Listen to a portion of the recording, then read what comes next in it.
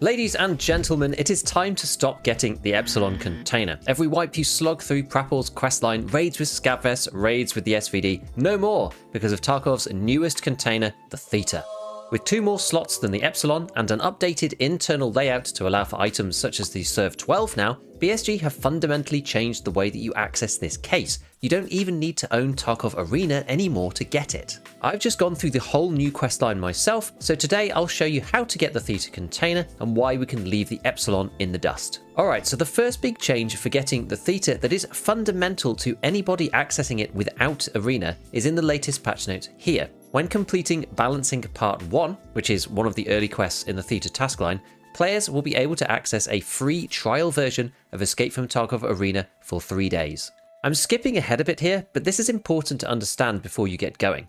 Balancing Part 1 is an early task in the Reft questline that is done within the base game. So before completing this, if you don't have Arena, you must make sure that you're going to have enough time over the next 3 days or so to complete the tasks in Arena, like a Friday before the weekend, for example, or your Arena access will lapse and you won't be able to get the case anymore. The next time that you can try is if you wipe your own account and complete balancing again on the next wipe, or if you prestige, as this will give you another go after completing balancing the second time. Okay, so with that covered, let's start at the beginning. The first section of Ref's questline leads up to the balancing task, which is Easy Money Part 1 and 2, which most people have probably completed before. Easy Money Part 1, where you take the poster from the Woods USEC camp and place it in Fortress on Customs, used to be level 7, but now it's only level 3, so on the next wipe you can get to this pretty quickly. The sticking point for doing any of this taskline early used to be Easy Money Part 2, which amongst other things required 7 Find and Raid Pevcos, which were fairly uncommon to see out in the world. But this has been changed to 5 food and 5 drink items of any type Find and Raid. This is a significant decrease in difficulty.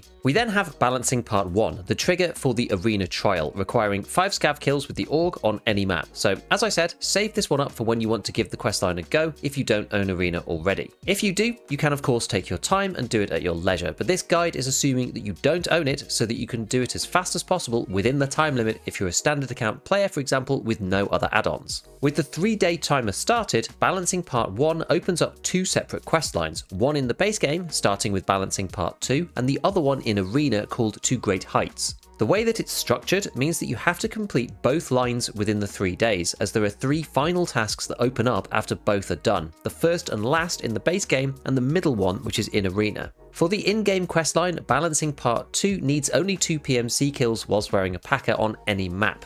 This leads to Surprise, handing in 3 Found in Raid Class 4 or higher plates to Ref, which can even be taken from scavs, and then Create a Distraction, where you plant 3 TNT bricks in the upstairs of the restaurant on Ground Zero. This is the one facing the main street with the spiral staircase opposite to Tarbank and not the cafe opposite the flare exit. This unlocks Create a Distraction too, but this one isn't required anymore to carry on with the questline. To get any further though, we do need to finish the Arena line as well before the next quest unlocks. The Arena questline has 5 parts and they're all called To Great Heights, the first being to win a checkpoint or a Last Hero game. These are both of the respawn modes that Arena offers, with Last Hero being the free-for-all version and Checkpoint being a 5v5 domination style game where you capture points and increase your team's score as you hold onto them. I actually like both of these modes and find them fun to play, but winning is much easier to do in Checkpoint because winning in Last Hero specifically means coming first, whereas you're probably going to win Checkpoint about 50% of the time just statistically. To Great Heights Part 2 requires another win in any mode other than Last Hero, and Checkpoint is probably the easiest again in my opinion. Teamfight and Blast Gang are non-respawn modes, they are slower paced and I think they are harder to get into. Part 3 is the same, but you need to come third on your team whilst winning twice. This means securing one of the top 3 places out of 5, so this isn't too bad, but if you're new to Arena and not confident with your shooting skills, it might be the hardest one of the lot. At the end of the video, I'll show you some options for class setups that are working for me currently after the latest patch which shifted the meta quite a bit. Part 4 is technically quite easy, but it can be annoying if you get unlucky. It starts with handing over 1 million rubles to Ref, and after this you have to win 3 matches without losing 4. This means that you only need a 50% win rate, but the sequencing matters, and if you fail, you have to pay another mil to start the quest again. If you have the option, bring your most skilled friends and try to get it done without losing 4 times. The last part of To Great Heights, Part 5, needs you to just win 2 games in a row.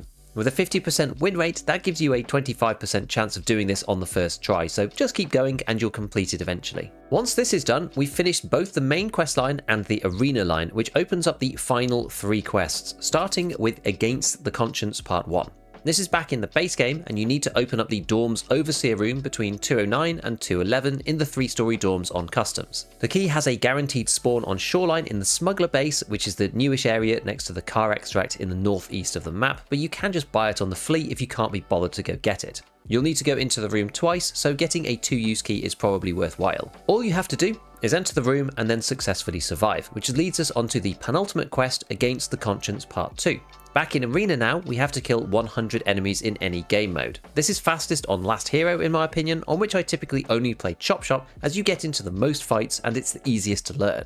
After this, we have one final quest, which is branching and gives you 2 options. Well, technically 3, but one of them is a Lightkeeper line that doesn't really seem to have much purpose. The regular 2 are Decisions from Ref and Between Two Fires from Fence. Both of these are practically the same. Go back to the Overseer room and grab the Dirt on Ref, which is a diary held by the dead arena fighter. You can hand it into either of them for different rewards. I ended up choosing Ref because GP coins are a limited resource, whereas Fence Rep isn't, but either way you get given the Theta container for both quests, so it doesn't matter which you choose. Before we look at a few successful arena builds that I've been using, it's important to note that you can't get Theta in PvE yet, as there is no link between PvE and Ref. BSG have said that this is coming, so eventually you may well be able to do the same method there to get the container too, but not at the time of recording this video. The other point is that although Theta is easier to get than Epsilon and strictly a better case overall, the Punisher line does open up some interesting ammunition later on. Firstly, without completing Punisher Part 6, you can't buy 7.62 by 54 RPS, which is a bit limiting for those weapons that takes it, because LPS and 45M are only okay and LPS is really expensive on the flea. Punisher 6 also unlocks the quest Intimidator, which opens out at level 45. This allows you to craft 7.62 BP, which is really strong for those weapons, and although you can buy this from Ref 4, if you don't have Arena, there is no way to get Ref 4 so quickly in the 3-day trial.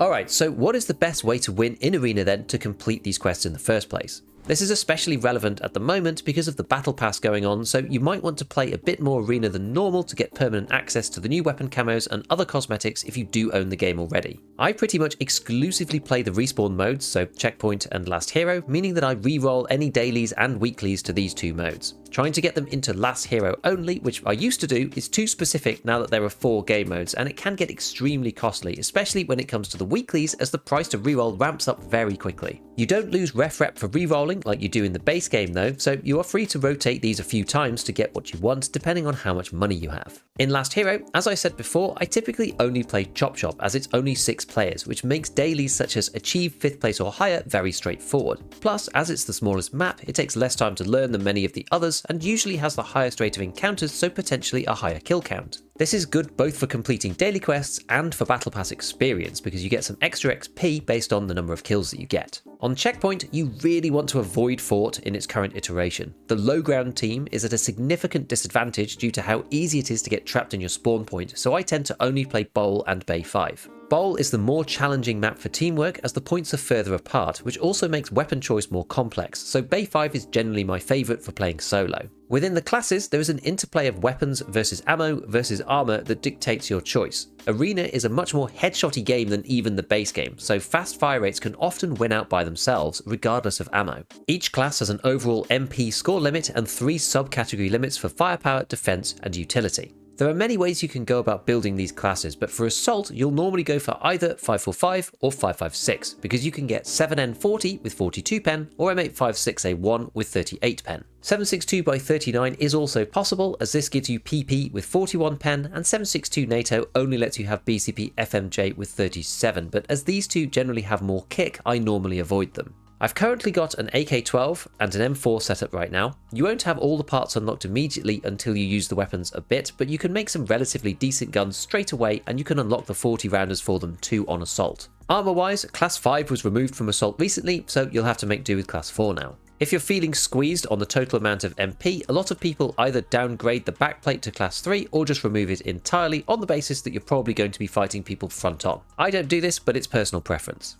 Enforcer then is the armour related class that gets access to Class 5, a cheap option being the 6B13 with the Granite 4 Class 5 plate at the front and a Class 4 backplate. As the Enforcer has a very limited selection of conventionally good weapons and ammo, you have to be a bit creative here. The most ordinary loadout that I have found so far is the RPD with PP ammo and 45 rounders or 60 round drums, but there are some very strong loadouts in leg meta such as shotguns with Magnum buckshot or the UMP with RIP. This is especially the case since BSG upped the Black Limb throughput in Arena specifically. Some of the LMG options can be powerful as well, the RPD with PS, the M60 with FMJ, or the PKM with FMJ as well. Just try not to ADS too much as you get mad overswing. One of the big benefits to Enforcer is that you can unlock the Masker plus its Class 6 face shield. Pull it up when running around and lock it down when defending a point to make yourself immortal from headshots from lower grade weapons. Scout is probably the best class right now in my opinion, as it gets access to all of the fast firing SMGs and good ammo for them.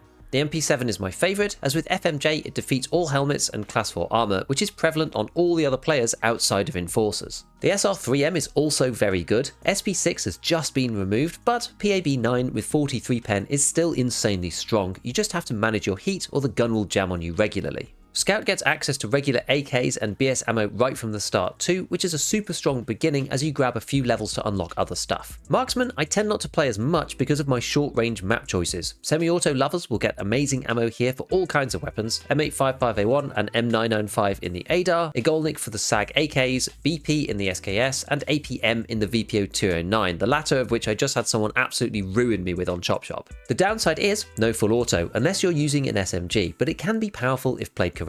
Regarding utilities, as I only play the respawn modes, I stick to something really basic, a Perforteran to remove bleeds and tick up a bit of HP, and a cheese square just in case there's a lull in fighting on checkpoint and I can heal up my thorax quickly. You don't need painkillers in Last Hero or Checkpoint, as you're automatically painkillered at all times due to the game mode rules, and this way I use the same loadouts for both games without having to change stuff in my preset all the time. So there you have it. I think Theta is going to be the go-to case come the next wipe for standard account players, even for those who don't have Arena because of the 3-day trial and the ease of getting the quests now. Even those who have a Gamma can get one extra slot with the Theta, and it really isn't that hard to get. If you haven't checked out my new video on the Battle Pass and how it works, with a breakdown of all the points required for various items and weapon camos, you can watch that here. Otherwise, as usual, a big shout out to all my patrons, and as always, have fun in your raids.